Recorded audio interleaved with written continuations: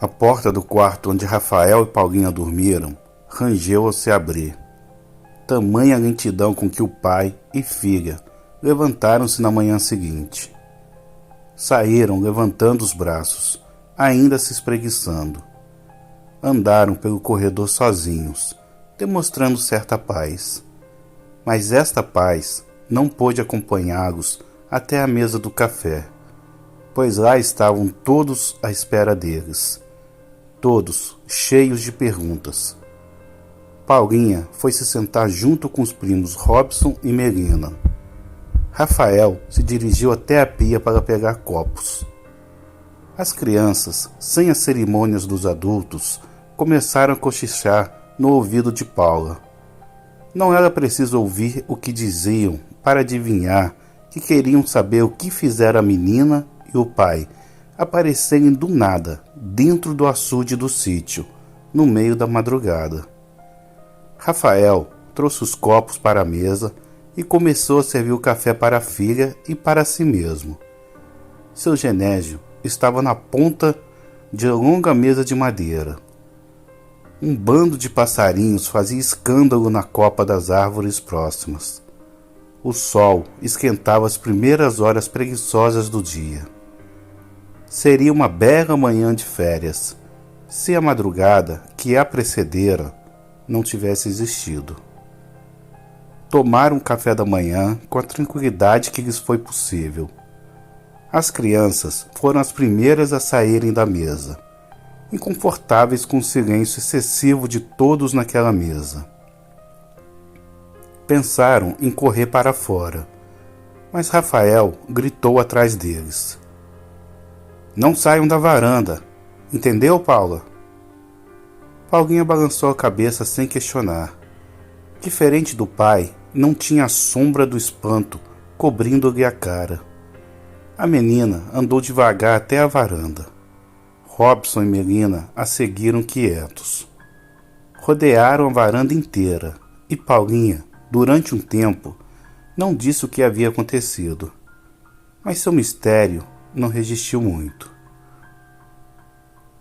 Eu vi a minha mãe no laguinho. Robson e Melina não disseram nada. O que poderiam dizer? O máximo que podiam fazer era desejar que aquela ideia saísse logo da cabeça de Paula. Tentaram puxar alguma brincadeira, mas a prima parecia incapaz de concentrar em qualquer outra coisa. Vamos lá de novo? Os primos disseram que não, mas ela insistia que não era perigoso. A água a tinha segurado com firmeza, como quando nadava com sua mãe, quando ainda era viva. Robson olhou para Melina, que sentiu um calafrio ao ouvir aquilo. Aos poucos, conforme os três andavam pela varanda, tendo aquela conversa estranha, o céu começou a nublar. Lá se ia a manhã bonita e seca. Começou a chuviscar bem fino. Melina deu graças a Deus. Com a chuva, teria uma desculpa para não sair de casa e explorar o sítio. Rafael, junto com os outros adultos, saiu para a varanda. Estavam todos abatidos. Aparentemente, ele havia contado o que acontecera no açude. Ficaram um tempo debaixo do alpendre, contemplando a chuva fina. Seu Genésio estranhava demais a chuva naquela época do ano. O cheiro de terra molhada, no entanto, lavava as almas confusas e perturbadas. Tudo aquilo era uma besteira. Era o que se preparavam para dizer uns aos outros, quando um carro entrou pela porteira e foi estacionar em frente a eles. O chuvisco, apesar de suave, fazia barulho na lataria. Ao desligar o motor, a porta do motorista abriu e Aguinaldo surgiu de cabeça baixa, tentando não molhar os óculos. Paulinha e os outros vinham de uma volta completa ao redor da casa. Dobravam uma esquina da varanda quando viram Henrique aparecer da porta do carro, junto com sua mãe, Francine, ambos debaixo de uma sombrinha colorida aberta às pressas. O garoto usava óculos como o pai e veio correndo para a casa do sítio quando avistou os outros primos. Até a véspera tinha ficado chateado por estar atrasado ao encontro de férias, mas agora finalmente estava ali, com eles, e cumprimentou os tios e o tio-avô, seu Genésio. Era uma tortura. Quando terminou, foi direto falar com Paula, Robson e Melina. Estavam os três, com uma cara meio morta, nem pareciam estar de férias.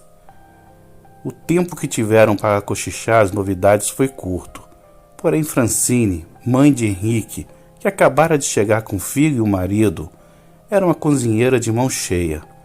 Mal havia chegado no sítio e se pôs a trabalhar na cozinha. Por mais que todos dissessem que não precisava, ela teimou e passou o resto do dia ocupada com o forno e desempacotando os quitutes que havia trazido. Seu amor à culinária acabou de trazer de volta alegria para aquele lugar. Por um momento, o ocorrido da madrugada passada foi esquecido, e as crianças, também entretidas com aquele sangue novo, com o espírito animado de Henrique recém-chegado, entretiveram-se como se eles mesmos tivessem acabado de chegar no sítio. Ainda que a chuva fraca e repentina não fosse embora, a varanda e o quarto espaçoso tornaram-se um quintal sem limites para a imaginação das crianças. E isso foi um alívio para Rafael. Ver Paulinha sorrindo novamente consolou seu coração. Já bastava ele sofrer de saudades de Isabela, sua esposa adorada, nadadora olímpica e mãe de Paula. A noite então chegou sem grandes delongas. A chuva fina não mais incomodava. O tempo correu sem ser percebido, com exceção de seu Genésio, que saía invariavelmente para cuidar das criações e das modestas plantações. A escuridão do lado de fora da janela pegou a todos de surpresa. Rafael ficara ao redor dos outros, mas ouvindo do que falando, tentando se contagiar com alegria. Conseguiu um pouco, soltou algumas risadas até, mas o sono veio cedo. Tapando os bocejos profundos com as mãos, pediu licença para retirar-se. Para o seu alívio, não chamou a atenção que imaginou que provocaria. Todos lhe desejaram uma boa noite e ele sumiu no corredor. Passando pelo quarto de visitas de onde vinham as vozes altas das crianças, parou na porta para olhá-las. Viu Paula, feliz, conversando com qualquer futilidade infantil com Henrique e os outros. Não querendo tirá-la daquele momento, nada falou. Apenas continuou a andar pelo corredor até o seu quarto. Mal tinha dado 8 horas. Era cedo demais para dormir. Assim que se sentou, a ilusão de sono que sentira na cozinha dissipou-se e viu que estava cheio de energia, muito embora não soubesse o que fazer com ela. Não estava cansado, estava triste. Começou a se lembrar de todas as vezes em que censurara Paulinha por ficar falando da mãe morta. Sozinho em casa com a filha, ocupado com seus afazeres de pai viúvo de uma pequena menina, era fácil dizer para seguir em frente, para parar de lamentar o passado. Paula era só uma criança que não tivera muito tempo de conviver com a mãe, e ele era um adulto, ocupado demais para a melancolia. Mas depois do ocorrido naquele açude, naquela madrugada passada, naquele sítio ocioso, onde concordara com os irmãos e cunhados que seria um ótimo lugar para passar 2 semanas inteiras, dentro dessas circunstâncias claustrofóbicas, começou a sentir que não havia superado a partida de Isabela. É claro que jamais esqueceria, mas o que estava ali com ele, dentro dele, era muito mais do que uma lembrança efetiva. Rafael começou a suspeitar que a esposa falecida os havia seguido até o sítio no Pará. Começou a imaginar sua presença ali, junto deles, acompanhando-os dentro do carro e no avião durante a viagem. Cogitou a ideia bizarra de que aquilo que tinha puxado Paulinha para dentro do açude, assim como ela própria dissera, era sua mãe Isabela. A janela do seu quarto abriu-se e se chocou contra a parede com toda a força. Um vento violentíssimo assoprava para dentro de onde ele estava. Correu para trancar tudo, pois os pingos finos de chuva estavam sendo todos jogados na sua cama. O vento, no entanto, empurrou o peito de Rafael, e os seus pés descalços no piso molhado da chuva que entrava acabou por deslizarem, escorregando para trás. Ele caiu e acertou a cabeça no pé da cama. A vista escureceu. Ficou zonzo e incapaz de levantar-se. Pôs as mãos atrás da cabeça, onde o local da pancada doía fortemente. Acima de si, a janela escancarada continuava a dar passagem para a ventania, e a chuva encharcava aos poucos o seu corpo caído. Depois de 2 piscadas, Rafael não enxergou mais nada. Só conseguia ter noção do frio que sentia dentro da camisa molhada e da dor que lhe queimava a cabeça. Respirava espaçadamente, mas com toda a força e profundamente. Tudo era escuro e extremamente gelado. Tentou se levantar de novo, mas não conseguiu encontrar forças. Também, nenhum som foi capaz de arrancar do próprio peito. Ofegava demais e começou a temer que pudesse desmaiar e nunca mais acordar. Fez muita força para manter-se acordado, e nisso se concentrou por um tempo impossível de ser calculado. O peito ofegante ficou pesado, mas Rafael discerniu 2 pesos caminhando sobre seu abdômen. Parecia que uma pessoa ajoelhava-se sobre sua barriga e vinha subindo até a sua garganta e o seu rosto. Tentou soltar qualquer grito de dentro do peito, mas novamente não conseguiu. Abriu os olhos, mas tudo que conseguiu captar foi um borrão de luz alucinante, que imaginou ser a janela aberta, jorrando dentro de seu quarto e sobre si chuva e ventania. A coisa continuou a caminhar sobre o seu peito. Reparou que não mais sentia a água cair sobre si, nem o vento gelar sua roupa. Aquilo que escalava o seu corpo devia estar bloqueando o ar e o chuvisco empurrado por ele. De repente, sentiu como se mãos acariciassem o seu pescoço. Ainda estava cego, mudo e paralisado. Tudo o que podia fazer era sentir alguém roçando em seu rosto, em sua barba por fazer. Era um carinho, um sufocamento. A cabeça, em momento algum, deixou de latejar de dor. Quando começou a ter certeza de que enlouqueceria com aquele sofrimento, um clarão iluminou tudo através de suas pálpebras.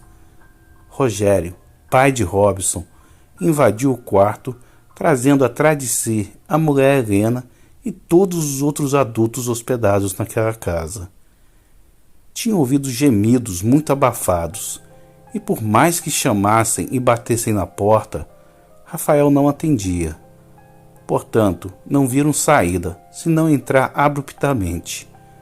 Primeiro levaram um susto em ver o quarto inundado, a cama ensopada pela chuva que entrava violentamente pela janela.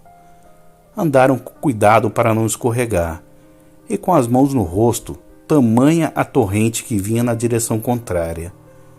Mas o desespero de verdade veio ao descobrirem Rafael caído no chão, debatendo-se tal que um peixe fora d'água.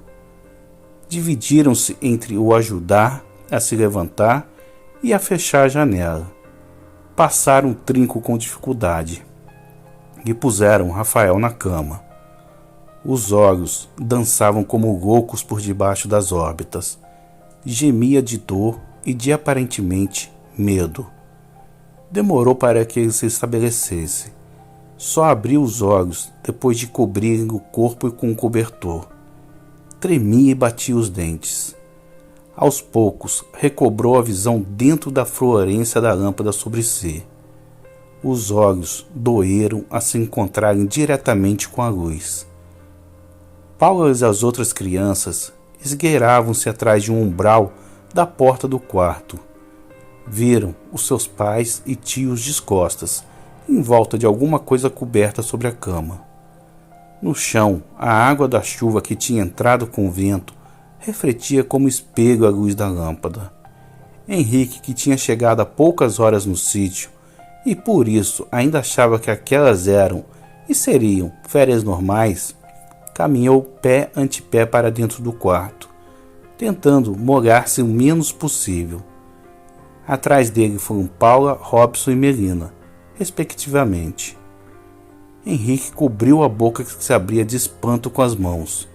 Robson e Melina, de olhos arregalados, entreolharam-se, estupefatos ao ver o tio Rafael novamente numa situação bizarra, molhado, desta vez não pelas águas do laguinho, mas pela água do chuvisco que caía desde o fim daquela manhã. Paulinha, por outro lado, não esboçou reação alguma ao ver o pai daquele jeito. Seu rosto demonstrava uma quase tranquilidade, talvez por falta de surpresa ou devido àquilo que viu entre as gotas que escorriam dos vidros da janela. Por algum motivo, apenas Paulinha se sentiu atraída ao olhar para a janela, ignorando, por alguns segundos, o sofrimento do pai na cama, rodeado por todos. Lá atrás do vidro, ela viu, e podia jurar que viu realmente, uma silhueta humana, transparente, contornada pelas gotas da chuva que eram jogadas na varanda e contra o vidro. Sim, só ela viu, pois a figura invisível, logo assim que avistada pela garota, virou-se e caminhou para a esquerda, para fora do campo de visão do recorte da janela. Paulinha continuou ali, parada, enquanto todo mundo tentava ajudar seu pai, que se contorcia debaixo do cobertor sobre a cama. A noite, lá fora, continuava a passar. Ia dar 9 horas, e aos poucos, o resto das luzes da casa do grande sítio foram sendo acesas. Eles não dormiriam tão cedo.